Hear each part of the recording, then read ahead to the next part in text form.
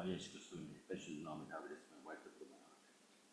പ്രിയ ദൈവജനത്തോട് കേളിവനായിരിക്കും ആരാധിക്കാനും ദൈവത്തിന് മാറ്റമില്ലാത്ത വചനം പങ്കിടുവാനും ദൈവം തന്ന വിലയേറിയ സമയത്തിനാണ് നമ്മോട് സ്തോത്രം ചെയ്യുന്നത്. Hallelujah, praise the Lord. ലോകത്തിൻ്റെ ഒരു ഭാഗത്ത് സാമ്പ്രദായം രഞ്ജിത്തൊക്കെ പറഞ്ഞതുപോലെ കോഴിക്കോട് തീവ്രത്തൊക്കെ നിങ്ങൾ പലവിധമായ മാധ്യമങ്ങളിലൂടെ അതിനെക്കുറിച്ചുള്ള വാർത്തകളൊക്കെ കേട്ടല്ലോ.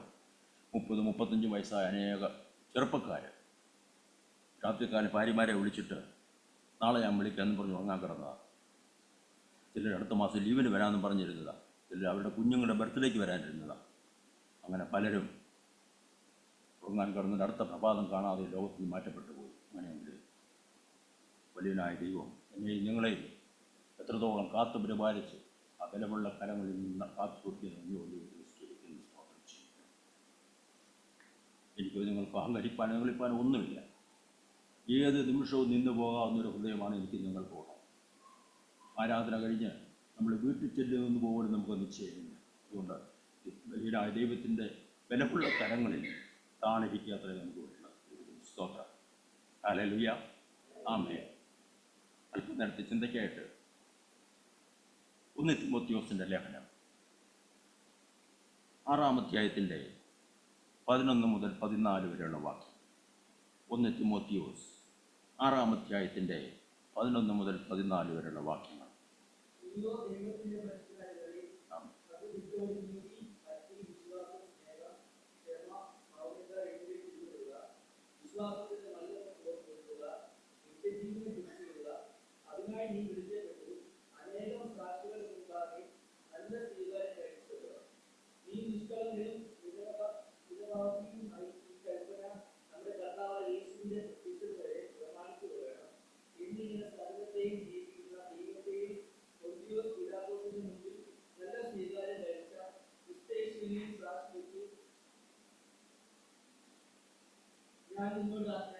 ദൈവത്തിന് സ്തോത്രം. കണ്ണടയ്ക്കണം. ഒരു സ്നേഹമായ ഞങ്ങൾ കർത്താവേ, മാറ്റമില്ലാത്ത വചനം ഞങ്ങൾ വായിച്ചു കേട്ടല്ലോ. അതിനു മുമ്പിൽ ഞങ്ങളെ ഓരോരുത്തരെയും താഴ്ത്തി സമർപ്പിക്കുന്ന പിതാവേ, കേൾക്കുവാൻ പോകുന്ന വചനം ഞങ്ങളുടെ ജീവിതത്തിൽ അനുഗ്രഹപ്രദമായി തരുവാൻ ദൈവത്തോട് കുഴക്കുവാൻ നമ്മൾ കർത്താവ് സഹായിക്കണമേ. വചനം പറയുന്ന എളിയൻ്റെ കുറവുകളൊന്നും കർത്താവ് കേൾക്കുന്ന നമുക്ക് ആരുടെയും അനുഗ്രഹത്തിന് തടസ്സമാണ് പ്രാർത്ഥിക്കുന്നു. തിരുസ്ഥാനത്ത് ഞങ്ങളുടെ മധ്യത്തിലുണ്ടല്ലോ. യേശു ക്രിസ്തുവിൻ്റെ നാമത്തിൽ തന്നെ പിതാവേ, ആമേൻ. അപ്പോസ്തലനായ പൗലോസ് തൻ്റെ നിജപുത്രനായ തിമോത്തിയോസിന് ഉപദേശ രൂപത്തിൽ എഴുതി കൊടുത്ത അല്ലെങ്കിൽ എഴുതിയ ഭാഗമാണ് ഞങ്ങൾ വായിച്ചു കേട്ടത്. ദൈവവചനം എപ്പോഴും മനുഷ്യനോട് സംസാരിക്കുന്ന വചനം. ഈ പുസ്തകം എഴുതിയ നാൾ മുതൽ സകല മനുഷ്യരോടും ഇന്നും അത് സംസാരിച്ചുകൊണ്ടിരിക്കുന്നു. ഇനി വായിച്ചു കേട്ട വേദഭാഗം ഞാനും നിങ്ങളുമൊക്കെ വായിക്കുമ്പോൾ അന്ന് പൗലോസ് തിമോത്തിയോസിനോട് പറഞ്ഞെങ്കിൽ ഇന്ന് ഞാനും നിങ്ങൾ ഈ ഭാഗം വായിക്കുമ്പോൾ ഇതാരോടാ സംസാരിക്കുന്നത്? ദൈവത്തിന് സ്തോത്രം. നീയോ ദൈവത്തിൻ്റെ മനുഷ്യനായുള്ളവേ,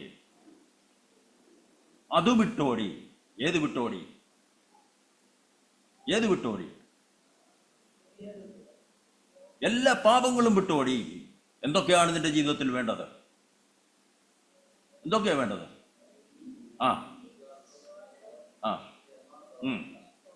എത്ര പേരുടെ ജീവിതത്തിലുണ്ട് ഇതെല്ലാം?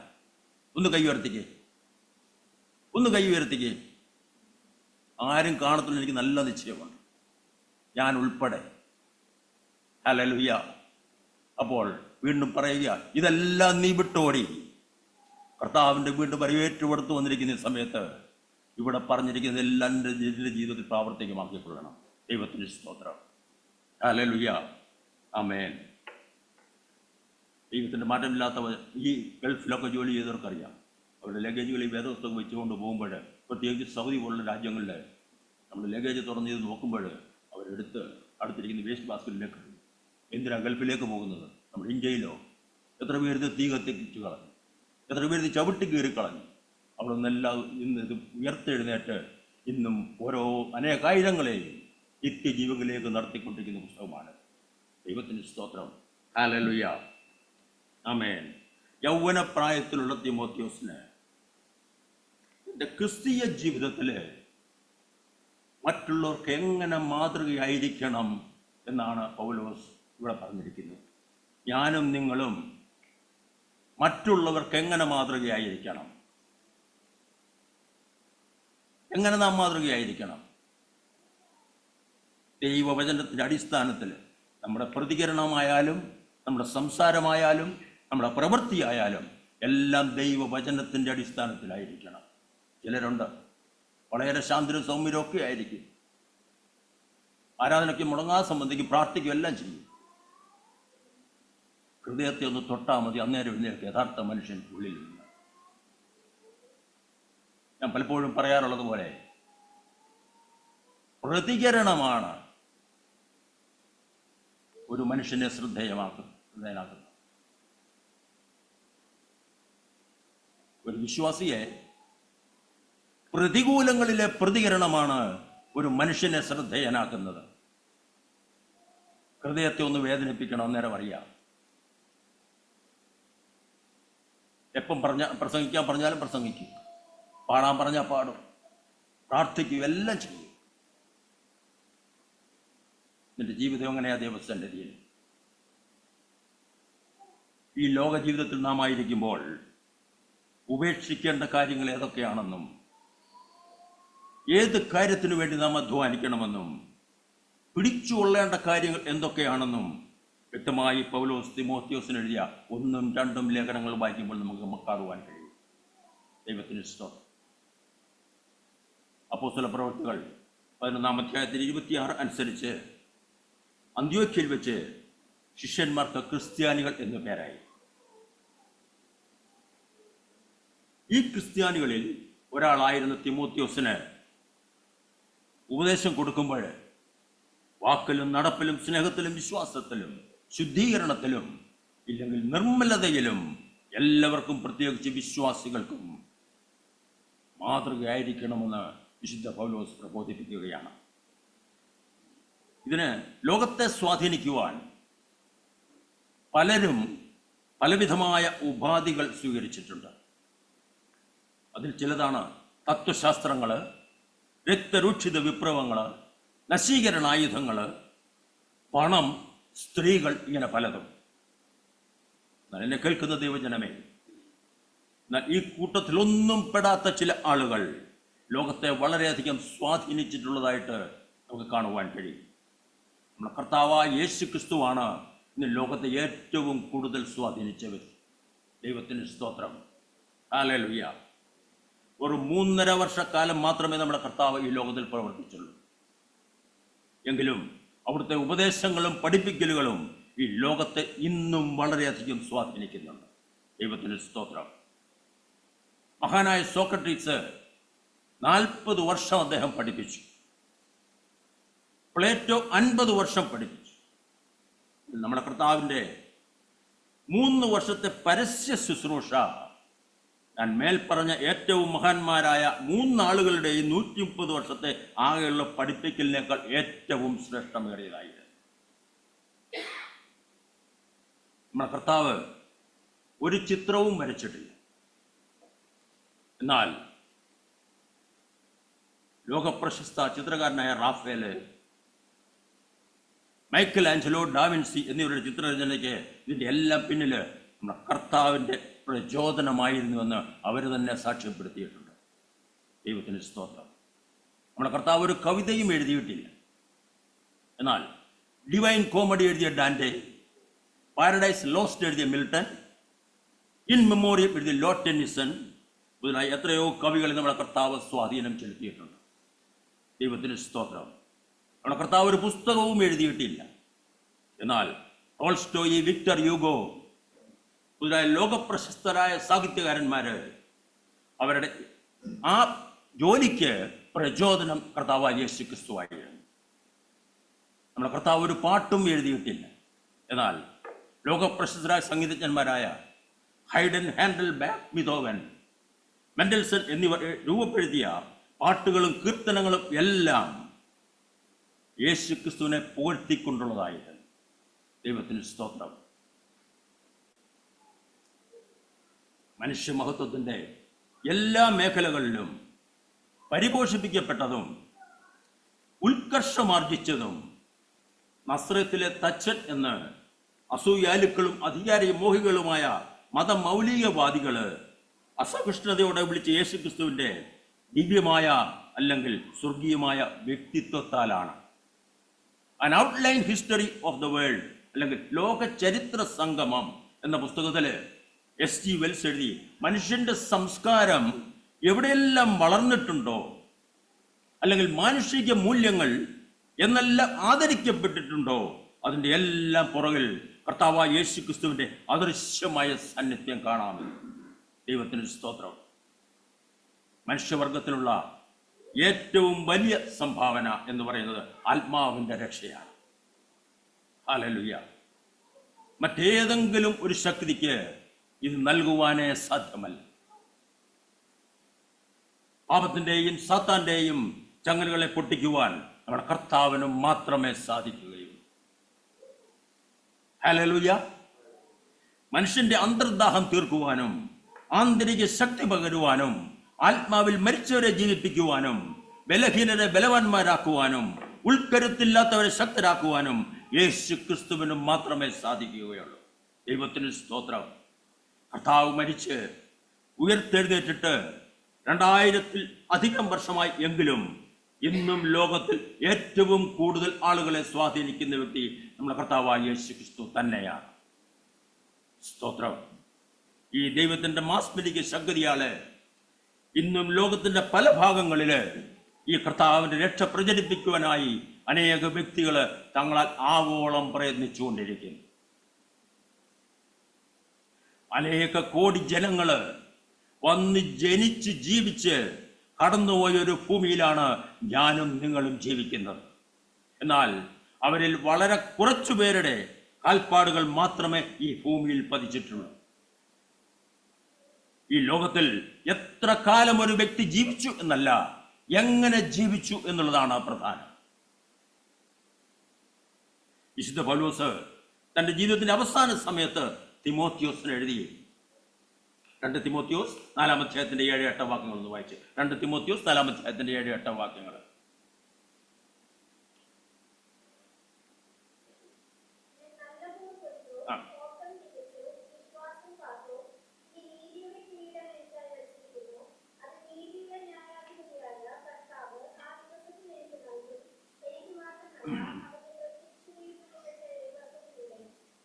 ഈ പൗലോസ് പറഞ്ഞത് ഇനി രാവിലെ സമയം എത്ര പേർക്ക് പറയാൻ പറ്റും? എത്ര പേർക്ക് പറയാൻ പറ്റും? അപ്പൊ നമ്മളെ തന്നെ ഒന്ന് അളന്നേ നമ്മുടെ ആത്മീയ ജീവിതം ഏത് നിലവാരത്തിലാണ് നിൽക്കുന്നുള്ളത്. മുടങ്ങാതെ ആരാധനയ്ക്ക് വരുന്നുണ്ട്, മുമ്പ് ഞാൻ പറഞ്ഞതുപോലെ പ്രാർത്ഥിക്കുന്നുണ്ട്, വേദസ്വം വായിക്കുന്നുണ്ട്, പ്രസംഗിക്കുന്നുണ്ട്, എല്ലാം ചെയ്യുന്നുണ്ട്. നമ്മുടെ ആത്മീയ നിലവാരം എത്രത്തോളം ഉയർന്നിട്ടുണ്ട്? നാം രക്ഷയിലേക്ക് വന്ന നാൾ മുതൽ ആ നാളിൽ ഉണ്ടായിരുന്ന അതേ ലെവലിൽ തന്നെയാണോ ഞാനും നിങ്ങൾ ഇപ്പോഴും നിൽക്കുന്നത്? പൗലോസിന്റെ ഭാഷയിൽ പറഞ്ഞാൽ നമ്മളിപ്പോഴും പാല് കുടിച്ചുകൊണ്ടിരിക്കുകയാണോ? ആണോ? നമ്മളെ തന്നെ ഒന്ന് പരിശോധിച്ച്. കർത്താവല്ല എന്നെ ഞങ്ങളെ കുറിച്ച് ആഗ്രഹിക്കുന്നത്. ഹല്ലേലൂയ. ഈ പൗലോസിനെ പോലെ എനിക്ക് നിങ്ങൾക്ക് ഒരു സാക്ഷ്യം പറയുവാനാകുമോ? ഞാൻ ക്രിസ്തുവിന്റെ അനുകാരിയായിരിക്കുന്നത് പോലെ നിങ്ങളും ക്രിസ്തുവിന്റെ അനുകാരികളാകുവിൻ എന്ന് പറഞ്ഞതിന് ശേഷം തൻ്റെ ജീവിതം ക്രിസ്തുവിന് വേണ്ടി പൂർത്തീകരിച്ച് ഓട്ടം തികച്ചു എന്നുള്ള സംതൃപ്തിയോടെ അദ്ദേഹം തൻ്റെ ഈ ലോക ജീവിതം അവസാനിപ്പിച്ചു. ദൈവത്തിന് സ്തോത്രം. റോമൻ കാരാഗ്രഹത്തിൽ നിന്നും അദ്ദേഹത്തെ പിടിച്ചിറക്കി ചങ്ങലകൾ കൊണ്ട് ബന്ധിച്ചിരുന്ന കൈകള് തറയിൽ ഉറപ്പിച്ചിരുന്ന 2 വളയത്തോട് ബന്ധിപ്പിച്ച് മുട്ടുകുത്തി നിർത്തി നെറ്റി നിലത്തോട് മുട്ടിച്ചിട്ട് ക്രൂരന്മാരായ റോമൻ പടയാളികള് അവരുടെ മൂർച്ചയേറിയ വാള് കൊണ്ട് അദ്ദേഹത്തിന്റെ കഴുത്ത് വെട്ടി. കഴുത്ത് വെട്ടുന്നതിന് മുമ്പായിട്ട് സ്വർഗത്തേക്ക് നോക്കി ദൈവമേ എന്ന് അദ്ദേഹം നിലവിളിച്ചു. ഞാൻ വിചാരിക്കുന്നത് സ്തെഫാനോസിന്റെ ആത്മാവിനെ എതിരേൽക്കുവാൻ പിതാവായ ദൈവത്തിന്റെ വലത്ത് ഭാഗത്ത് പുത്രനായ ദൈവം എഴുന്നേറ്റതുപോലെ പൗലോസിന്റെ ആത്മാവിനെ എതിരേൽക്കാൻ കർത്താവ് യേശു ക്രിസ്തു എഴുന്നേറ്റ് കാണുമെന്ന് വിചാരിക്കുകയാണ്.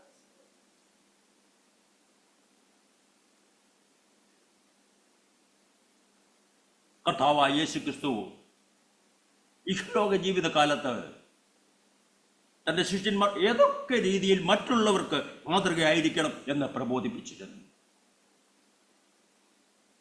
തണ്ടിന്മേലിരിക്കുന്ന വിളക്ക് പോലെ, ഭൂമിയുടെ ഉപ്പ് പോലെ എന്ന് പറഞ്ഞതിൻ്റെ കാരണം മറ്റുള്ളവർക്ക് നാം മാതൃകയായിരിക്കണം, ഉപകാരപ്രദമായിരിക്കണം എന്നതത്രേ. ക്രിസ്തുവിനെ പിൻപറ്റുന്നവരുടെ സ്വാധീനം മറ്റുള്ളവർ കാണത്തക്ക വിധത്തിലായിരിക്കണം. ഹല്ലേലൂയ. മറ്റുള്ളവർ എന്നെയും നിങ്ങളെയും കാണുമ്പോൾ ഇവർ ദൈവത്തോടു കൂടെയുള്ളവർ എന്ന് പറയുവാനിടയായിത്തീരണം. സ്തോത്രം.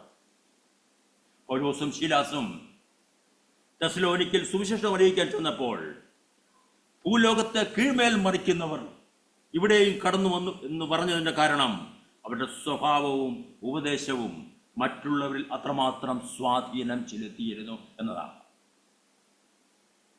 ഉൽപ്പത്തി പുസ്തകം 23-ാം അധ്യായത്തിൽ അബ്രഹാമിന്റെ ജീവിതത്തിൽ വളരെ പ്രധാനപ്പെട്ട ഒരു സംഭവം അവിടെ വിവരിച്ചിട്ടുണ്ട്. അബ്രഹാമിന്റെ ഭാര്യ 127-ാമത്തെ വയസ്സിൽ ഹെബ്രോൻ എന്ന സ്ഥലത്ത് വെച്ച് മരിക്കുവാനിടയായി തീർന്നു. പിന്നെ അബ്രഹാം മരിച്ചവരുടെ അടുക്കൽ നിന്ന് എഴുന്നേറ്റ് ഹിത്യരോട് സംസാരിച്ചു. എന്താ സംസാരിച്ചത്? ഉൽപ്പത്തി 23:4. ഉൽപ്പത്തി 23:4. ആ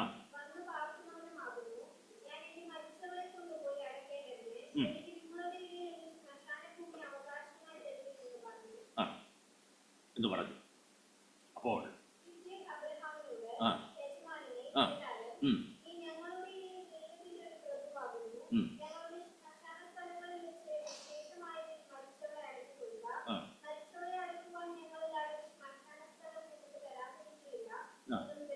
തരാതിരിക്കില്ല എന്ന് ഉത്തരം പറഞ്ഞു. അബ്രഹാം ഒരിക്കലും ആ ദേശക്കാരുടെ സുവിശേഷം പറഞ്ഞിട്ടില്ല, അവരെ ഉപദേശിക്കുകയോ ചെയ്തിട്ടില്ല. എന്നാൽ നീ ദൈവത്തിൻ്റെ പ്രഭുവാകുന്നു എന്ന് പറയത്തക്കവണ്ണം അബ്രഹാമിൻ്റെ ജീവിതം ദൈവഹിതപ്രകാരമായിരുന്നു. അബ്രഹാമിൻ്റെ ദൈവവിശ്വാസം, അബ്രഹാമിൻ്റെ സംസാരം, അബ്രഹാമിൻ്റെ പ്രവൃത്തി, അബ്രഹാമിൻ്റെ ആരാധന, അബ്രഹാമിൻ്റെ യാഗങ്ങൾ എല്ലാം ദൈവത്തെ മഹത്വപ്പെടുത്തിക്കൊള്ളുന്നതായിരുന്നു. അതുകൊണ്ടാണ് അവർ പറഞ്ഞത് നീ ദൈവത്തിൻ്റെ പ്രഭുവാകുന്നുവെന്ന്. എന്നെ കാണുമ്പോൾ മറ്റുള്ളവർ ഇപ്രകാരം പറയുമോ? പറയുന്നില്ല എങ്കിൽ ആ ഒരു ലെവലിലേക്ക് എന്നെ കേൾക്കുന്ന നിങ്ങൾ ഓരോരുത്തരും കടന്നു വരണം. ദൈവത്തിൻ്റെ പരിശുദ്ധാത്മാവ് ഓർമ്മിക്കുകയും സമയം. ദൈവത്തിൻ്റെ സ്തോത്രം. നമ്മുടെ ജീവിതവും പ്രവൃത്തിയും ചിന്തകളും എല്ലാം ദൈവഹിതപ്രകാരമായിരിക്കണം. പ്രതികൂലങ്ങളുള്ള പ്രതികരണവും ദൈവഹിതപ്രകാരമായിത്തീരണം. ഒരു ചെറിയ സംഭവം എൻ്റെ ജീവിതത്തിൽ വന്നത് ഞാൻ ഓർക്കുക. ഞാൻ വിദേശത്ത് ജോലിയോട് ബന്ധപ്പെട്ടായിരുന്നപ്പോഴേ ഞാൻ ജോലി ചെയ്ത കമ്പനിയുടെ തൊട്ടടുത്തൊരു ബാങ്ക് ഉണ്ടായിരുന്നു. ആ ബാങ്കിലെ ഒരു ഉദ്യോഗസ്ഥൻ ഒരു വിശ്വാസിയായിരുന്നു. അപ്പോൾ ഈ ബാങ്കിലെ ലഞ്ച് ടൈമും ഞാൻ ജോലി ചെയ്യുന്ന കമ്പനിയിൽ ലഞ്ച് ടൈമും ഒരേ സമയമായിരുന്നു. അദ്ദേഹം പുള്ളി നേരത്തെ ആഹാരമൊക്കെ കഴിച്ച് എൻ്റെ അടുത്ത് വന്നിരുന്നു കൂടെ ഇങ്ങനെ ആത്മീയ കാര്യങ്ങളൊക്കെ സംസാരിക്കും. ഒരു ദിവസം ഇദ്ദേഹം എന്നോട് ചോദിച്ചു, എന്നെ ജോണങ്ങളെ എന്നാണ് വിളിക്കുന്നത്. ജോണങ്ങളെ, ഞാനൊരു ചോദ്യം ചോദിക്കാം, അതിന് വേദോസിൻ്റെ അടിസ്ഥാനത്തിൽ മാത്രമേ ഉത്തരം പറയാവൂ. അപ്പോൾ ഞാൻ പറഞ്ഞു, ഒരു വിശ്വാസിയെ സംബന്ധിച്ച് അപ്രകാരം അങ്ങനെ പറ്റത്തുള്ളല്ലോ, എനിക്ക് അത്ര വലിയ പാണ്ഡിത്യമൊന്നും ബൈബിളില്ല, എന്നിരുന്നാലും എൻ്റെ അറിവിനനുസരിച്ച് ഞാൻ പറയാം എന്ന് പറഞ്ഞു. അപ്പോൾ എന്നോട് അദ്ദേഹം ചോദിച്ചു, ജോണങ്ങളും അങ്ങളുടെ മകളും കൂടെ റോഡിൽ കൂടി ഇങ്ങനെ നടന്നു പോവുകയാണ്. അപ്പോൾ അതുവഴി വന്ന ഒരു വഴിയാത്രക്കാരൻ അപമര്യാദയായി അങ്ങളുടെ മോളോട് പെരുമാറി. ദൈവവചനത്തിൻ്റെ അടിസ്ഥാനത്തിൽ അങ്ങൾ എങ്ങനെ പ്രതികരിക്കും? ഞാൻ ചേട്ടാ ഇത് കഴിഞ്ഞ ചോദ്യം വന്നു, എന്ത് ചെയ്യും, എന്താ മറുപടി പറയുക? പെട്ടെന്ന് എൻ്റെ മനസ്സിലേക്ക് കടന്നു വന്നു സദൃശ്യവാക്യങ്ങൾ 10-ാം അധ്യായത്തിൻ്റെ 13-ാം വാക്യത്തിൻ്റെ 2-ാമത്തെ സെൻറ്റൻസ്.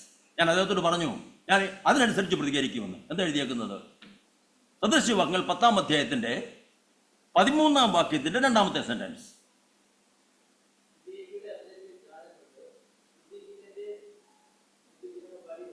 ബുദ്ധിഹീനന്റെ മുതുകിനോ വടികൊള്ള. അപ്പം അതെന്തോ അങ്ങൾ എഴുതിയേക്കുന്നത്? അപ്പം എൻ്റെ മേശയുടെ ഡ്രോയറിനകത്ത് വേദവസ്തു ഉണ്ട്. അപ്പം ഞാൻ ഈ വേദവസ്തു എടുത്ത് പുള്ളിയുടെ കൊടുത്തു. പുള്ളി പെട്ടെന്ന് നൂർത്ത് വായിച്ചിട്ട് പറഞ്ഞു, ബുദ്ധിഹീനന്റെ മുതുകിനോ വടി. അങ്ങൾ ആള് കൊള്ളാമല്ലോ, ആള് ഞാൻ പറഞ്ഞു കൊള്ളാതിരിക്കാൻ ഏത് വിശ്വാസിയാണ് കൊള്ളാത്തത്? എല്ലാ വിശ്വാസികളും കൊള്ളാം, ഞാൻ മാത്രമല്ല. അദ്ദേഹം ചിരിക്കുകയും ചെയ്തു. ഞാൻ പറഞ്ഞു വന്നത്, ദൈവവചനത്തിൻ്റെ അടിസ്ഥാനത്തിൽ മാത്രമേ ഒരു വ്യക്തിക്ക് ഏത് സാഹചര്യം പ്രതികരിക്കാനും സംസാരിക്കുവാനും പ്രവർത്തിക്കുവാനും പറ്റുകയുള്ളൂ. ദൈവത്തിന് സ്തോത്രം, ഹല്ലേലൂയ. അപ്പോൾ ഞാൻ പറഞ്ഞു വന്നത്, നീ ഞങ്ങളുടെ ഇടയിൽ ദൈവത്തിൻ്റെ പ്രഭുവാകുന്നു. എത്ര അനുഗ്രഹിക്കപ്പെട്ട സാക്ഷ്യമാ ദൈവജനമേ. നമ്മായിരിക്കുന്ന ദേശത്ത് നമുക്ക് ചുറ്റുപാടുമുള്ളവർ ഇങ്ങനെയൊരു സാക്ഷ്യം എന്നെയും നിങ്ങളെയും കുറിച്ച് പറയുമോ? നമ്മുടെ കുടുംബ ജീവിതത്തിൽ നമ്മുടെ ഭാര്യമാർ നമ്മെക്കുറിച്ച് എന്താ പറയുന്നത്? നമ്മുടെ കുടുംബ ജീവിതത്തിൽ ഭർത്താക്കന്മാർ എന്താ പറയുന്നത്? നമ്മുടെ സഹവിശ്വാസികൾ നമ്മെക്കുറിച്ച് എന്താ പറയുന്നത്? ഒരു നിമിഷം ചിന്തിക്കുമോ? ഹല്ലേലൂയ.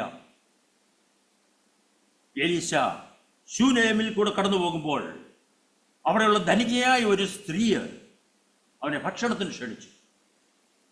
പിന്നെ ആ വഴി പോകുമ്പോഴെല്ലാം അവിടെ കയറി ഭക്ഷണം കഴിക്കുക പതിവായിരുന്നു എലീശ. ആ സ്ത്രീ തൻ്റെ ഭർത്താവിനോട് പറയുന്നൊരു സാക്ഷ്യം വിശുദ്ധ വേദപുസ്തകത്തിൽ രേഖപ്പെടുത്തിയിട്ടുണ്ട്.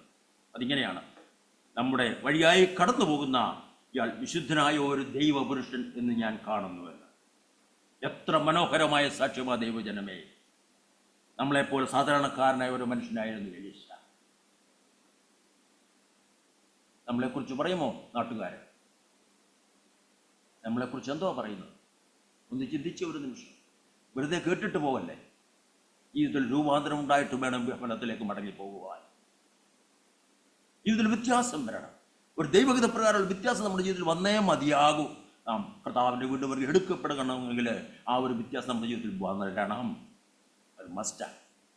ദൈവത്തിന് സ്തോത്രം. സങ്കീർത്തനം 12:1 കാണുന്നു: യഹോവയെ രക്ഷിക്കണമേ, ഭക്തന്മാരില്ലാതെ പോകുന്നു, വിശ്വസ്തത മനുഷ്യപുത്രന്മാരിൽ കുറഞ്ഞിരിക്കുന്നു. പണ്ട് രക്ഷിക്കപ്പെട്ടവരെല്ലാം ഭക്തന്മാരായിരുന്നു. ഇന്ന് രക്ഷിക്കപ്പെട്ടവരുടെ എണ്ണം കൂടുതലാണ്, പക്ഷെ ഭക്തന്മാർ കുറവാണ്.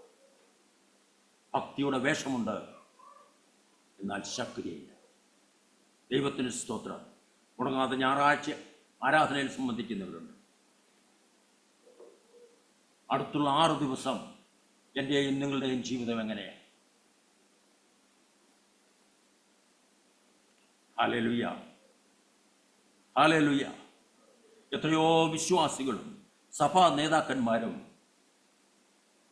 പണത്തിനും സ്ഥാനമാനങ്ങൾക്കും വേണ്ടി ദൈവഹിത പ്രകാരമല്ലാത്ത ഒത്തുതീർപ്പിനും വേണ്ടി വിട്ടുവീഴ്ചയ്ക്കും തയ്യാറാകുന്നുണ്ട് ആത്മീക ലോകത്ത്. എന്നാൽ കള്ളം പറയാത്ത, പാലിൽ വെള്ളം ചേർക്കാത്ത, സ്ത്രീധനത്തിനായി വിലവേശാത്ത, ദരിദ്രരോട് ദയ കാണിക്കുന്ന, സമയം കിട്ടുമ്പോഴൊക്കെ ദൈവത്തിൽ മുട്ടുമടക്കുന്ന എത്രയോ വ്യക്തികളെയും കുടുംബങ്ങളെയും ആത്മീക ലോകത്ത് നമുക്ക് കാണുവാൻ സാധിക്കും. അബ്രഹാമിന്റെ സ്വത്ത് അപഹരിക്കാത്ത എലിയാസറും, മോശയുടെ കൂടെ നിന്നിട്ട് പകുതി ഗോത്രങ്ങളുമായി വേറെ സംഘമുണ്ടാക്കാത്ത യോശുവയും, തന്നെക്കാൾ വിദ്യാഭ്യാസവും കഴിവുമുള്ള പൗലോസ് കൂടുതൽ ശോഭിച്ചപ്പോൾ നേതൃത്വ സ്ഥാനത്തേക്ക് പൗലോസിനെ ഉയർത്തിയ ബർണ്ണബാസും എൻ്റെയും നിങ്ങളുടെയും ആത്മീക ജീവിതത്തിന് വലിയൊരു മാതൃകയാണ്. ഹല്ലേലൂയ. സൈന്യത്തിൽ ചേരാൻ പോയ ഒരു കൊച്ചുകുട്ടിയെ കുറിച്ചുള്ള ഒരു കഥ ഒരിക്കൽ ഞാൻ വായിക്കുവാനിടയായിത്തീർന്നു. ഓരോ ദിവസവും രാത്രി കിടക്കാൻ പോകുമ്പോൾ ഈ ചെറുപ്പക്കാരൻ വേദപുസ്തകം വായിച്ച് പ്രാർത്ഥിക്കുമായിരുന്നു. വീട്ടിൽ പഠിച്ച ശീലമാണ്. എന്നാൽ സൈനിക താവളത്തിൽ ആദ്യ രാത്രിയിൽ അവന് വലിയൊരു പ്രശ്നം നേരിടേണ്ടി വന്നു. ഉറങ്ങാൻ തയ്യാറെടുക്കുന്ന അനേക യുവാക്കളായ പടയാളികൾ അവന് ചുറ്റുമുണ്ടായിരുന്നു. അവരൊക്കെ വളരെ ഉറക്കെ സംസാരിക്കുകയും വളരെ മോശമായ രീതിയിൽ സംസാരിക്കുകയൊക്കെ ചെയ്യുമായിരുന്നു. എന്നാൽ അതുകൊണ്ട് അവൻ്റെ കിടക്കയിൽ പുതപ്പ് മൂടിയിട്ട് അതിനകത്ത് വേദപുസ്തകം വെച്ച് വായിച്ച് പ്രാർത്ഥിക്കാമെന്ന് വിചാരിച്ചു. പെട്ടെന്ന് അവന് തന്നോട് തന്നെ പറഞ്ഞു, ഞാനൊരു ദൈവത്തിൻ്റെ പൈതലാണ്. അതുകൊണ്ട് മറ്റുള്ളവരുടെ മുമ്പാകെ ഞാൻ കർത്താവിന് വേണ്ടി ധൈര്യത്തോടെ നിൽക്കേണ്ടതാകുന്നു. ആത്മധൈര്യത്തോടെ തൻ്റെ വേദപുസ്തകം എടുത്ത് ശാന്തമായൊരു അധ്യായം വായിച്ചിട്ട് മുട്ടുകുത്തി നിശബ്ദമായി അവൻ പ്രാർത്ഥിച്ചു. അവൻ്റെ ഈ പ്രവൃത്തികൾ കണ്ട് ചിലർ അവനെ കളിയാക്കി. മറ്റു ചിലർക്ക് പുതുതായിട്ട് വന്ന ചെറുപ്പക്കാരനെ കുറിച്ച് ബഹുമാനം തോന്നി. കളിയാക്കിയവരെ മറ്റുള്ളവർ വിലക്കുകയും ചെയ്തു. 2 മിനിറ്റിനുള്ളിൽ ആ സൈനിക ബാരാക്ക് മുഴുവന് നിശബ്ദത വ്യാപിച്ചു. ചെറുപ്പക്കാരൻ്റെ പ്രാർത്ഥന കഴിഞ്ഞിട്ട് എല്ലാവരും സംസാരം തുടങ്ങിയെങ്കിലും പഴയതുപോലുള്ള മോശമായ രീതിയിൽ ഒന്നും ആരും സംസാരിച്ചില്ല. അടുത്ത രാത്രിയിൽ അവൻ വേദപുസ്തകം എടുത്തപ്പോൾ വേറെ 8 പേർ കൂടി അവൻ്റെ കൂടെ വേദപുസ്തകം എടുത്ത് വായിക്കുവാൻ തുടങ്ങി. ഒരു മാസത്തിനുള്ളിൽ ആ ചെറുപ്പക്കാരനെ ആരെങ്കിലും കണ്ടാൽ അല്ലെങ്കിൽ വിമർശിക്കുന്നത് കണ്ടാൽ അതിനെതിരായി ശബ്ദം ഉയർത്തുവാൻ തക്കവണ്ണം അവനെ എല്ലാവരും ബഹുമാനിക്കുവാനിടയായിട്ടുണ്ട്. അവർ തങ്ങളുടെ പ്രാർത്ഥനാ വിഷയങ്ങളും മറ്റു പ്രശ്നങ്ങളും ഒക്കെ അവൻ്റെ മുമ്പിൽ കൊണ്ടുവരുവാനിടയായിട്ടുണ്ട്. അനേകം മിലിറ്ററി ചാപ്ലൈന്മാർ എല്ലാ ഞായറാഴ്ചയും പ്രസംഗിക്കുന്നതിനേക്കാൾ കൂടുതൽ ആളുകളെ കർത്താവിന് വേണ്ടി നേടുവാൻ ആ ചെറുപ്പക്കാരന് കഴിഞ്ഞു. എന്തുകൊണ്ട്? അവൻ്റെ പ്രവൃത്തി കൊണ്ട്. ദൈവത്തിന് സ്തോത്രം. എൻ്റെയും നിങ്ങളുടെയും ജീവിതമാണ് സുവിശേഷം. എൻ്റെയും നിങ്ങളുടെയും ജീവിതമാണ് സുവിശേഷം. കർത്താവിനെ പോലെ ജീവിച്ചു കാണിച്ച നാം മറ്റുള്ളവരിൽ സുവിശേഷം ചെലുത്തുകയാണ്. Hallelujah, hallelujah. നമ്മെ സ്നേഹിക്കുന്ന ദൈവം, നമ്മെ എപ്പോഴും കരുതുന്ന ദൈവം, നമ്മോട് എപ്പോഴും കൂടെ ഉണ്ടെന്നുള്ള ഉറച്ച തീരുമാനമാണ് ഇതിനെല്ലാം അടിസ്ഥാനം. കരുതുന്ന ദൈവത്തെക്കുറിച്ച് പറഞ്ഞപ്പോഴാണ് ഒരു ചെറിയ കഥ എൻ്റെ ഓർമ്മയിൽ വന്നത്. ഒരിക്കൽ ഒരു ചെറിയ കുട്ടി റോഡരികിൽ നിൽക്കുകയായിരുന്നു. ഇങ്ങനെ അവൻ എന്തിനാണ് അവിടെ നിൽക്കുന്നതെന്ന് അതുവഴി വന്ന ഒരു മനുഷ്യന് ചോദിക്കുവാൻ പ്രേരണയുണ്ടായി. എന്തിനാണ് ഇവിടെ നിൽക്കുന്നത് ചോദിച്ചപ്പോൾ കുട്ടി പറഞ്ഞു, ദൈവം എൻ്റെ അടുക്കൽ വരും എന്ന് ഞാൻ നോക്കി നിൽക്കുകയാണ് എന്ന്. ആ കൊച്ചുകുട്ടിയുടെ ശൈലിയിൽ അവൻ പറഞ്ഞപ്പോൾ അവൻ്റെ ആ ദയനീയമായ ഉത്തരം ആ മനുഷ്യന്റെ ഹൃദയത്തിൽ തട്ടുവാനിടയായിട്ട്, എന്താണ് നീ അർത്ഥമാക്കുന്നത് എന്ന് ഈ കുട്ടി വീണ്ടും ചോദിച്ചു. ആ കുഞ്ഞു മറുപടിയായി പറഞ്ഞത്, ദൈവം എൻ്റെ പിതാവിനെയും മാതാവിനെയും എൻ്റെ കുഞ്ഞനുജനെയും ഒരു അപകടത്തിൽ കൂടെ ഈ ലോകത്തിൽ നിന്ന് വിളിച്ച് അവിടുത്തെ സന്നിധിയിലേക്ക് കൊണ്ടുപോയി. അമ്മ ജീവനോടിരുന്നപ്പോൾ എന്നോട് പറഞ്ഞിട്ടുണ്ടായിരുന്നു, മോനെ, ദൈവം നിനക്ക് വേണ്ടി കരുതിക്കൊള്ളുമെന്ന്. എനിക്ക് വീടില്ല, കഴിക്കുവാൻ ആഹാരമില്ല, ഉടുക്കുവാൻ വസ്ത്രമില്ല. ഞാൻ ആഹാരം കഴിച്ചിട്ട് തന്നെ 2 ദിവസമായി. എൻ്റെ അമ്മ പറഞ്ഞതനുസരിച്ച് രാവിലെ മുതൽ ഞാൻ ഈ റോഡിൽ വന്നു നിന്ന് സ്വർഗത്തേക്ക് നോക്കിക്കൊണ്ട് നിൽക്കുകയാണ്. ദൈവം എന്നെ വന്ന് കരുതുമോ, എന്നോട് സംസാരിക്കുമോ എന്ന് നോക്കി. ഈ കുട്ടി ഈ മനുഷ്യനോട് ചോദിച്ചു, ദൈവം വരിക തന്നെ ചെയ്യുമല്ലേ എന്ന് ചോദിച്ചു. മോനെ, തീർച്ചയായും ദൈവം വരുമെന്ന് പറഞ്ഞു. ദൈവം വന്ന് നിന്നെ കരുതുമെന്ന് പറഞ്ഞു. അദ്ദേഹത്തിൻ്റെ കണ്ണുകൾ നിറഞ്ഞൊഴുകുവാൻ തുടങ്ങി. അദ്ദേഹം പറഞ്ഞു, തീർച്ചയായും വരുമ്പോൾ ഒരു സംശയവുമില്ല, നിന്നെ കരുതുവാൻ ദൈവം എന്നെ അയച്ചിരിക്കുകയാണെന്ന് പറഞ്ഞു. ഹല്ലേലൂയ. ആ കുഞ്ഞിൻ്റെ മുഖത്ത് പ്രത്യാശയുടെയും സന്തോഷത്തിൻ്റെയും ചിരി വന്നു. ആ കുഞ്ഞിൻ്റെ ജീവിതം ആ മനുഷ്യൻ പൂർണ്ണമായും ഏറ്റെടുക്കുകയാണ്. മത്തായിയുടെ സുവിശേഷം 18-ാം അധ്യായത്തിൻ്റെ 3 കാണുന്നു, നിങ്ങൾ ശിശുക്കളെ പോലെ ആയി വരുന്നില്ല എങ്കിൽ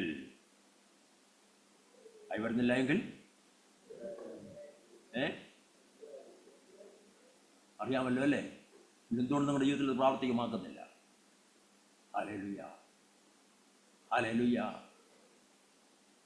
നിങ്ങൾ ശിശുക്കളെ പോലെ ആയി വരുന്നില്ല എങ്കിൽ നിങ്ങൾ സ്വർഗരാജ്യം അവകാശമാക്കുക. ഈ പ്രപഞ്ചത്തിൽ കാണുന്ന സകലതും ദൈവത്തിൻ്റെ സൃഷ്ടിയാണ്. ആ സൃഷ്ടിക്ക് വേണ്ടി ഏറ്റവും സിദ്ധം കരുതുന്നതാണ് നമ്മുടെ ദൈവം. പ്രത്യേകിച്ച് അവിടുത്തെ ജീവനും ശ്വാസവും ആയ മനുഷ്യന് വേണ്ടി എല്ലാം ദൈവം ഈ ലോകത്തിൽ കരുതിയിട്ടുണ്ട്. വീടോ സമ്പാദ്യമോ സ്വന്തക്കാരോ ആരുമില്ലാത്ത മാതാപിതാക്കളും കൂടപ്പിറപ്പോ അനുജനും നഷ്ടമായ ഈ കൊച്ചുകുട്ടിക്ക് ഈ ലോകത്തില് ദൈവം നിനക്ക് വേണ്ടി കരുതും എന്ന അമ്മയുടെ വാക്ക് വിശ്വസിച്ച് തെരുവിൽ വന്ന് സ്വർഗത്തിലേക്ക് നോക്കി നിൽക്കുന്ന ഈ അനാഥ ബാലന്റെ വിശ്വാസം ഏതു മനുഷ്യന്റെയും ഹൃദയത്തെ തൊട്ടുണർത്തുന്നതാണ്. ദൈവത്തിന് സ്തോത്രം. നിന്നെ കരുതുവാൻ ദൈവം എന്നെ അയച്ചിരിക്കുന്നു എന്ന വഴിയാത്രക്കാരൻ്റെ വാക്കുകൾ അവനെ ആശ്വസിപ്പിക്കുവാനിടയായി തീർന്നു. ആ കുഞ്ഞിൻ്റെ ഭാരമെല്ലാം ഈ മനുഷ്യൻ്റെ ഏറ്റെടുക്കുകയാണ്.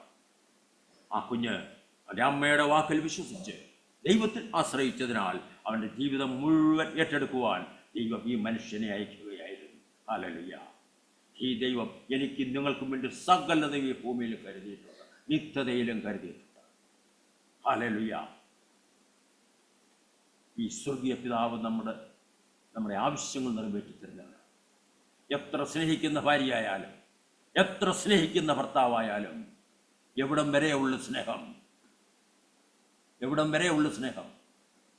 മരിച്ച് ശരീരത്തിൽ നാറ്റം വെക്കുന്ന സമയം വരെയുള്ള സ്നേഹം. എന്നാൽ അന്ത്യത്തോളം ഞാൻ നിന്നെ ചുമന്നുകൊള്ളാന്ന് വാഗ്ദത്തം.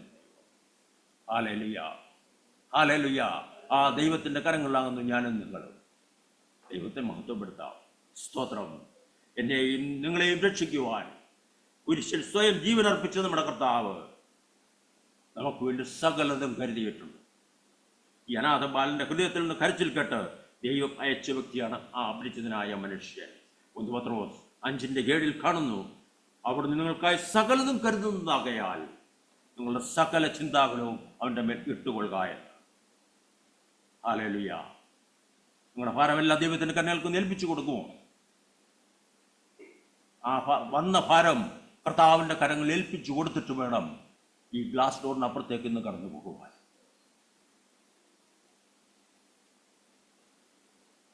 കർത്താവിൻ്റെ വാക്കിൽ വിശ്വസിക്കുമോ? ദൈവത്തിന് സ്തോത്രം. അതിനായിട്ട് ദൈവത്തിൻ്റെ പരിശുദ്ധാത്മാവ് ഇത്രയും നേരം ക്ഷമയോടെ എന്നെ കേട്ട് നിങ്ങൾ എല്ലാവരെയും സഹായിക്കട്ടെ, നിങ്ങളെ അനുഗ്രഹിക്കട്ടെ, ബലപ്പെടുത്തട്ടെ.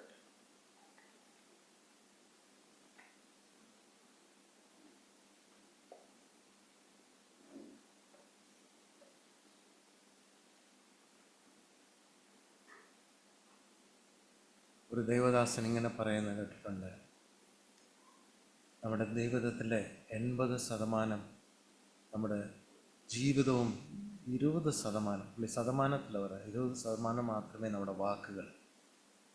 നമ്മൾ എത്ര ഭക്തരെന്ന് പറഞ്ഞാലും കർത്താവ് സങ്കീർത്തനം 1 കൊരിന്ത്യർ 13 പറയുന്നത്, നിങ്ങളുടെ ശരീരത്തിനെ തന്നെ വെന്ത് എറിയാൻ ഏൽപ്പിച്ചു കൊടുത്താലും നിങ്ങൾക്ക് സ്നേഹമില്ലെങ്കിലെന്ന് പറയുമ്പോൾ, നമ്മുടെ സ്നേഹം എന്ന് പറയുമ്പോൾ അവിടെ ദൈവത്തിൻ്റെ സ്നേഹം നമ്മുടെ ജീവിതത്തിൽ അത് പ്രകടനമായി വന്നില്ലെങ്കിൽ നമ്മൾ എത്രമാത്രം വിശ്വാസം പറഞ്ഞാലും അതൊന്നുമില്ല, അത് വെറുതെ, അത് റീസൗണ്ടിങ് വെസൽ എന്ന 1 കൊരിന്ത്യർ 13 പറയും. ചുമ്മാ ശബ്ദം ഉണ്ടാക്കുന്ന ഒരു പാത്രം മാത്രം.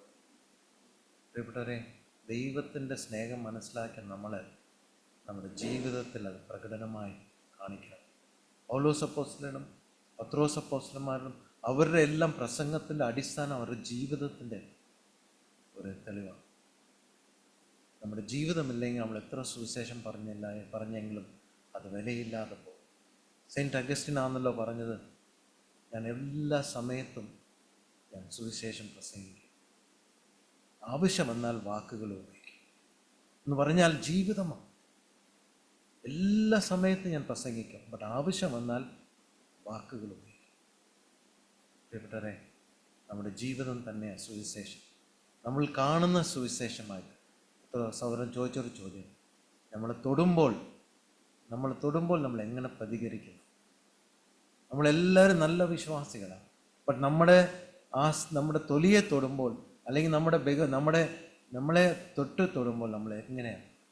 ആ പ്രതികരണമാണ് നമ്മൾ യഥാർത്ഥമായിട്ട് രൂപാന്തരപ്പെട്ടവരാണോ എന്ന് നമ്മൾ ചിന്തിക്കുക. പല സമയത്ത് നമ്മളെല്ലാവരും ആ കാര്യത്തിൽ വീഴ്ച പറ്റുന്നവരായി കാണാൻ സാധിക്കും. ദൈവം എല്ലാവരും കർത്താവിനോട് ചോദിക്കും, കർത്താവേ, എന്നെ അത് ബാധിക്കുമ്പോൾ ഞാൻ എങ്ങനെ പ്രതികരിക്കും? എനിക്ക് ഇച്ചിരി നഷ്ടം വന്നാൽ ഞാൻ സഹിക്കാൻ തയ്യാറാണോ?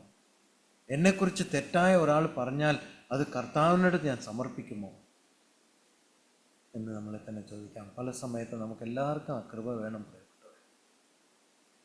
ഞാനത് പറഞ്ഞുകൊണ്ടിരിക്കുമ്പോൾ ഞാൻ ആലോചിക്കാറ്, എന്നെ സംബന്ധിച്ച് എന്തെങ്കിലും തെറ്റായ ഒരാൾ പറഞ്ഞാൽ ഞാൻ എങ്ങനെ പ്രതികരിക്കും? എനിക്കൊരു നഷ്ടം വന്നാൽ ഞാൻ എങ്ങനെ പ്രതികരിക്കും? നമ്മൾ ദൈവസ്നേഹത്തിലാണോ? ഇത് കർത്താവ് അറിയാതെ എൻ്റെ ജീവിതത്തിൽ ഒന്നും സംഭവിക്കത്തില്ലല്ലോ എന്നൊരു വിശ്വാസം നമുക്കുണ്ടോ പ്രിയപ്പെട്ടവർ? ദൈവം അറിയാതെ നമ്മുടെ ജീവിതത്തിൽ ഒന്നും സംഭവിക്കും. പിന്നെന്തിനാ നമ്മൾ വ്യാകുലപ്പെടുന്നത്? ഒരു നഷ്ടം വന്നാലും കഷ്ടം വന്നാലും തെറ്റായ അഭിപ്രായങ്ങൾ പറഞ്ഞാലും യേശു കർത്താവ് പിതാവിനോട് സമർപ്പിച്ചതുപോലെ തന്നെ സമർപ്പിക്കാനാണ് ദൈവം നമ്മളെ വിളിച്ചിരിക്കുന്നത്. ആ കൃപയ്ക്ക് വേണ്ടി നമ്മളെല്ലാവരും പ്രാർത്ഥിക്കാൻ പറ്റും. നമ്മുടെ ജീവിതമാണ് നമ്മുടെ സുവിശേഷം. വാക്കുകൾ വളരെ പരിമിതി മതി. ദൈവം നമ്മളെ സഹായിക്കുമാറ്. അതുകൊണ്ട് വാക്കുകൾ വെച്ചിട്ട് ജീവിതമില്ലാതെ നിങ്ങൾ പറയാതിരിക്കാനാണ് നല്ലത്. ബിക്കോസ് അവർ നമ്മളെ വിശ്വസിക്കത്തില്ല. ദൈവം നമ്മളെ സഹായിക്കുമാറാകട്ടെ. പ്രിയ കർത്താവേ, ഞങ്ങളുടെ ജീവിതമാ സുവിശേഷമെന്ന് ഞങ്ങൾക്ക് ഓർപ്പിച്ചതിന് വേണ്ടി സ്തുതിക്കുന്നു. ഞങ്ങൾ ജീവിതമില്ലാതെ ഞങ്ങൾ പറഞ്ഞാൽ ആരും കേൾക്കത്തുമില്ല. 20 നൂറ്റാണ്ട് കഴിഞ്ഞു. ഇപ്പോഴും ഞങ്ങളുടെ രാജ്യങ്ങളിലെല്ലാം സുവിശേഷം കേൾക്കാതെ പോയത് ഞങ്ങളുടെ ജീവിതത്തിൻ്റെ കുറവ് നിമിത്തമാണ്. കർത്താവേ, പലരും ക്രിസ്ത്യാനികളിൽ നിന്നും എണ്ണം കൂടിയിട്ടുണ്ട്. ഞങ്ങൾ കേട്ടതുപോലെ എണ്ണം കൂടിയിട്ടുണ്ട്. അപ്പോൾ ദൈവഭക്തന്മാർ ദൈവത്തോടുള്ള ആശ്രയത്തിൽ ദൈവത്തെ കേട്ടിട്ട് അതൊരു വിലയില്ലാതെ അത് ശരിക്കും വിശ്വസിക്കാതെ ജീവിക്കുന്ന ഒരു ജീവിതമാണല്ലോ പലർക്കും. അങ്ങനെയുള്ളൊരു ജീവിതത്തെ അല്ലല്ലോ ഞങ്ങൾ അങ്ങ് വിളിച്ചിരിക്കും. ഇത്ര വില കൊടുത്ത് ഞങ്ങളെ സ്വന്തമാക്കിയതിന് ഇങ്ങനെ ഒരു ജീവിതം, കോംപ്രമൈസ്ഡ് ആയിട്ടൊരു ജീവിതം ജീവിക്കാനല്ല. എന്നെ അനുഗമിക്കുന്നെങ്കിൽ നിങ്ങൾ നിൻ്റെ അമ്മയും അപ്പനെയും ഭാര്യയെയും കുഞ്ഞുങ്ങളെയും നിൻ്റെ ജീവനെ തന്നെ ത്യജിച്ചിട്ട് നിൻ്റെ ക്രൂശ് എടുത്ത് എൻ്റെ പിന്നിൽ അനുഗമിക്കാനാണ് കർത്താവ് പറഞ്ഞത്. എൻ്റെ ക്രൂശ് കർത്താവെ, അതിന് വരുന്നുള്ള കഷ്ടങ്ങളെല്ലാം സഹിക്കാൻ തയ്യാറായിട്ടുണ്ടെങ്കിൽ മാത്രം എന്നെ അനുഗമിക്കാനാണ് കർത്താവ് പറഞ്ഞത്. കർത്താവ് ഇത്ര വ്യക്തമായിട്ടാണ് അങ്ങ് പറഞ്ഞത്. എല്ലാവരും വന്നേക്ക്, എങ്ങനെയെങ്കിലും ജീവിച്ച് എൻ്റെ പേര് മാത്രം ഉപയോഗിക്കാൻ അങ്ങ് പറഞ്ഞിട്ടില്ല. എല്ലാം ത്യജിച്ചിട്ട് വന്നാൽ മാത്രം. കർത്താവെ, അങ്ങനെ ഒരു വിളിയാണല്ലോ ഞങ്ങൾക്ക് അങ്ങ് തന്നിരിക്കുന്നത്. പല സമയത്തും ഞങ്ങൾ അങ്ങനെ അത് മനസ്സിലാകാതെ ഞങ്ങളുടെ ഇഷ്ടം പോലെ ഞങ്ങളുടെ തോന്നുന്നതനുസരിച്ച് ജീവിക്കാനും പല സമയത്ത് ഞങ്ങൾ നേരിട്ടിട്ടുണ്ട്, ഇടയായിട്ടുണ്ട്. കർത്താവെ, അങ്ങനെ ഒരു ജീവിതമല്ല ഞങ്ങളെ വിളിച്ചിരിക്കുന്നത് ഞങ്ങൾക്ക് മനസ്സിലാകും.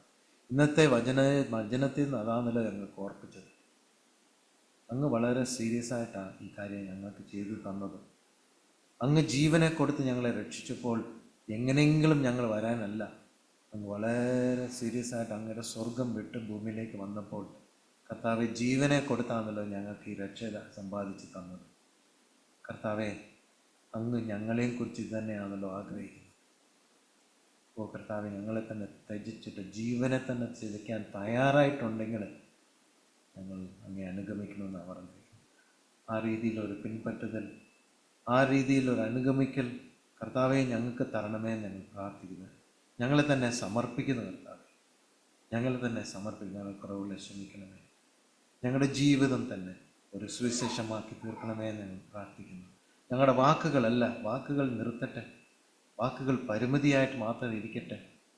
ഞങ്ങളുടെ ജീവിതം സംസാരിക്കാൻ ഇടയാക്കണമേ എന്ന് പ്രാർത്ഥിക്കുന്നു. പ്രാർത്ഥന കേൾക്കുന്നതിന് വേണ്ടി സ്തോത്രം, ഉത്തരം നൽകുന്നതിന് വേണ്ടി സ്തുതിക്കുന്നു. മഹത്വം എടുക്കണമേ. വചനം സംസാരിച്ച പ്രിയ മകനെയും കർത്താവ് ദാസനെ ബലപ്പെടുത്തിയതിന് വേണ്ടി സ്തോത്രം. ഞങ്ങളോട് എല്ലാവരോടും സംസാരിച്ചതിന് വേണ്ടി സ്തോത്രം. യേശു കർത്താവിന്റെ നാമത്തിൽ സ്തോത്രത്തോട് അപേക്ഷിക്കുന്നു നല്ല പിതാവേ. പിതാവായ ദൈവത്തിൻ്റെ സ്നേഹം, പുത്രൻ്റെ കൃപയും പരിശുദ്ധാത്മാവുടെ കൂട്ടായ്മയും സഹവാസവും കേട്ട വചനങ്ങളുടെ മേലും പ്രാർത്ഥിച്ച എല്ലാ വിഷയങ്ങളുടെ മേലും ഇപ്പോഴും എപ്പോഴും ഉണ്ടാകുമാറാകട്ടെ.